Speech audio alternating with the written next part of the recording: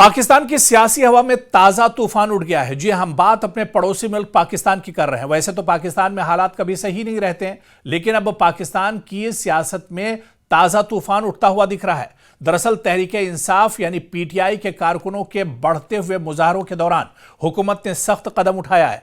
Security forces को मुजाहिरीन को देखते ही गोली मारने यानी शूट ऑन साइट के अहकाम दिए गए हैं।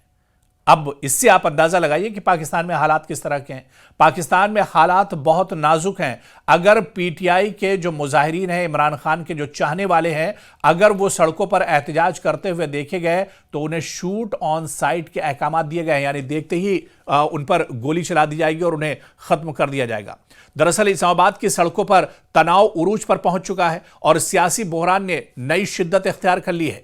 और इसी को दरअसल हम समझने की कोशिश करेंगे कि आखिर ये मामला यहां तक कैसे पहुंचा, इसके पीछे क्या कुछ अवामिल हैं, क्या कुछ कहानी है और आगे इसके क्या कुछ नताइज निकल सकते हैं। दरअसल पाकिस्तान तहरीके इंसाफ पीटीआई के कारकुन, ये आप सही समझ रहे हैं कि इमरान खान की पार्टी है, और पीटीआई के कारकुन और इमरान खान के हामी इमरान खान की रिहाई और सियासी मुतालबात के लिए एहतजाज कर रहे हैं। सरकारी मौक़िफ़ के मुताबिक कुछ मुजाहिरीन इंतहा पसंदी की रविश अपना रहे हैं और इनका मकसद पुरअमन एहतजाज नहीं बल्कि हंगामा आराई और खून बहाना है। हुकूमत ने आर्टिकल 245 के तहत फौज को तलब किया है, यानी अस्करी फोर्सेस को अंदरूनी अमन व अमान की सूरत हाल संभालने के लिए इंतहाई इख्तियारात दिए गए हैं। फौज को यह हुक्म दिया गया है कि शरपसंद अनासिर पर मौके पर गोली चलाने में ताखिर न की जाए। कुछ जराए यह बताते हैं कि फौज और आर्मी एहलकारों ने कलीदी मकामात जैसे डी चौक, पार्लियामेंट के नजदीक का यह इलाका, यहां पर फौज तैनात कर दी गई है, सिक्योरिटी बढ़ा दी गई है। हुकूमत का कहना है कि मुजाहिरीन ने रेंजर्स एहलकारों पर हमले किए हैं और एक गाड़ी सिक्योरिटी फोर्सेस पर चढ़ाई गई थी। बाज़ ज़राए के मुताबिक मुजाहरों के दौरान कई पुलिस और रेंजर्स एहलकार जख्मी हुए हैं या मारे गए हैं। और दूसरी तरफ पीटीआई रहनुमाओं का इल्जाम है कि मुजाहिरीन पर बराह रास्त फायरिंग हुई है और हुकूमत को इसका जवाब देना होगा। वजारत दाखिला और दीगर सरकारी हुकाम ने ऐलान किया है कि बातचीत का दरवाज़ा तकरीबन बंद है और यह मजीद बातचीत का वक्त नहीं है, फैसला कुन कार्रवाई का वक्त है। पीटीआई की जानिब से एहतजाज मनसूख करने का ऐलान भी किया गया है, मगर साथ ही इनका इल्जाम है कि इन पर गोलियों की बारिश की गई है। बाज़ सियासी रहनुमा जैसे अली अमीन गंडापुर ये मुतालबा कर रहे हैं कि फायरिंग के अहकामात देने वालों को कानूनी तौर पर जवाबदेह ठहराया जाए।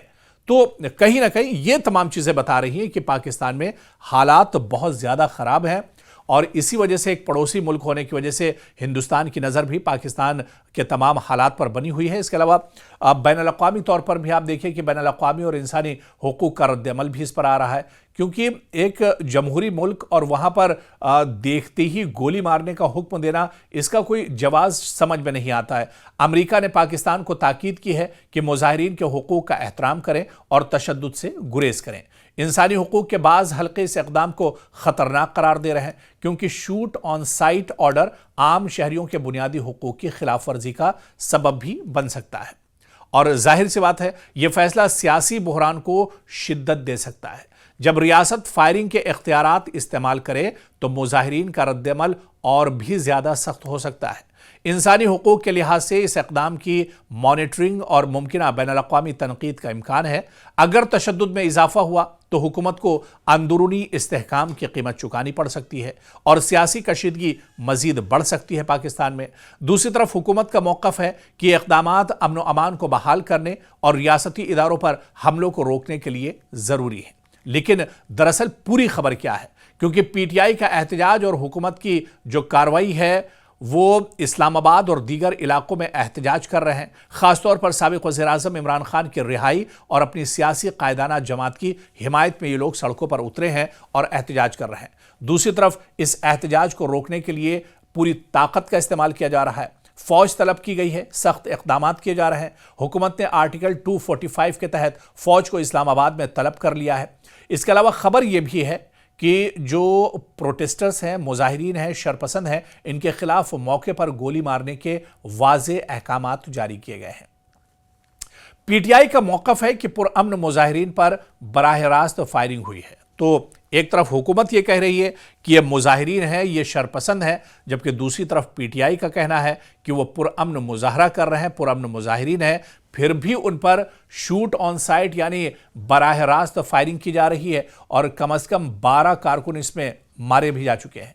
पीटीआई ने जुडिशियल इंक्वायरी यानी अदालती तहकीकात का मुतालबा किया है ताकि मालूम हो सके कि वाकई गोली चली, कितनी जानें ज़ाय हुई और किस हद तक सिक्योरिटी फोर्सेस का इसमें इस्तेमाल किया गया है। हुकूमत और सरकारी जराए इस दावे को मुस्तरद करते हैं। वफाकी हुकूमत का कहना है कि मुजाहिरीन पर बराह रास्त गोली नहीं चलाई गई। बाकायदा वहां के मीडिया सोर्स से भी खबर है। वफाकी वज़ीर दाखिला मोहसिन नकवी ने कहा कि मुजाहिरीन को संगजानी की तरफ जाने का कहा गया था। बाज़ इल्ज़ामात के मुताबिक पीटीआई को सियासी इस्तिफादे के मकसद के लिए यह एहतजाज रहनुमाई के तहत करने चाहिए थे, लेकिन बाज़ मकामात पर इल्ज़ाम है कि मुजाहिरीन ने रेंजर्स एहलकारों पर गाड़ी चढ़ाई थी, जो सिक्योरिटी फोर्सेस के हलाक होने का बायस भी बन सकता है। लेकिन इस पर जिस तरह से हमने बताया कि अब इंटरनेशनल दबाव भी बनता जा रहा है और कुछ तज्जियाकारों के मुताबिक हुकूमत और पीटीआई के दरमियान मुज़ाकरात के रास्ते तकरीबन बंद हो चुके हैं और ये बहरान मज़ीद शिद्दत इख्तियार कर सकता है। इमरान खान की पार्टी यानी पीटीआई ने ऐलान किया है कि वो इस्लामाबाद में अपना एहतजाज फिल फॉर मनसूख कर रही है, लेकिन साथ ही हुकूमती कार्रवाइयों की मजम्मत भी पीटीआई की तरफ से बड़े पैमाने पर की गई है। और यह मामला सिर्फ एक सियासी तनाज़ा नहीं बल्कि एक कानून नाफिज करने वाली रियासती ताकत के इस्तेमाल और इंसानी हुकूक के हवाले से एक संजीदा सवाल है। अगर वाकई मौके पर गोली मारने के अहकामात दिए गए हैं तो यह इंसानी हुकूक और माकूल ताकत के इस्तेमाल का मसला है। पीटीआई का मुतालबा है कि अदालती इंक्वायरी हो, खासतौर पर अहम है ताकि शफाफियत हो और आवाम जान सकें कि जुल्म हुआ है या नहीं। हुकूमत का मौक़िफ़ है कि इनके इक़दाम के पीछे कानून और अमन की हिफाजत है, मगर यह मौक़िफ़ बाज़ हलकों को काफ़ी नहीं लगता है। बैनुल-अक़वामी रद्द-ए-अमल इसी वजह से इस पर सामने आया है। अमेरिका तक ये आवाज़ उठी है। अब आने वाले दिनों में देखना बहुत अहम होगा कि इस तनाव का, इस कशीदगी का नतीजा क्या कुछ निकलता है, क्योंकि जिस तरह के हालात बने हुए हैं और पीटीआई अगर अपने कदम पीछे नहीं लेती है तो फिर ये तशद्दुद एक तरह से और बढ़ेगा, ये हंगामा और ज़्यादा बढ़ेगा, पाकिस्तान में हालात और ज़्यादा ख़राब होंगे। लेकिन इतना ज़रूर है कि पिछले 2 साल से जब से इमरान खान जेल के अंदर हैं, पाकिस्तान पीटीआई और इमरान खान की पार्टी को दबाने की हर मुमकिन कोशिश की जा रही है, जबकि एक बड़ा तबका अभी भी इमरान खान को पाकिस्तान में हीरो मानता है। एक बड़ी तादाद लोगों की पाकिस्तान में यह भी मानती है कि पाकिस्तान जिस बुरे दौर से गुजर रहा है, इसे अगर कोई संभाल सकता है तो वो सिर्फ और सिर्फ पाकिस्तान के कप्तान यानी इमरान खान है। तो इस वजह से इमरान खान की मकबूलियत में भी इजाफा हुआ है और इमरान खान की जो डिमांड पहले थी वही मांग, वही चाहत लोगों में अभी भी बनी हुई है और इसी वजह से ये जो कशीदगी है थमने का नाम नहीं ले रही है, बल्कि वक्फे वक्फे से और रुक रुक कर पाकिस्तान में इस तरह की कशीदगी देखने को मिलती है। लेकिन अब आगे आने वाले दिनों में क्या होगा, इस पर हमारी नज़र भी लगातार बनी रहेगी।